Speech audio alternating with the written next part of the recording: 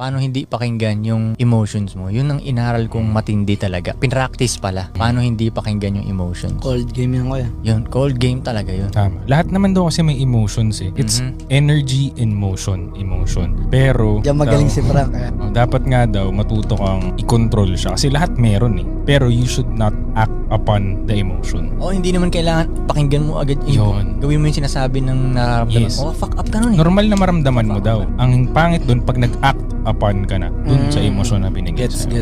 Yung nalaman ko anong nakaraan, sabi nila, yung mga lalaki daw na lumaki sila sa nasa single mom na household ba, mas pwedeng emotional yun sila habang lumalaki. Kasi nakikita nila, emotional yung mama nila syempre. Yes, tama. Diba? Tama.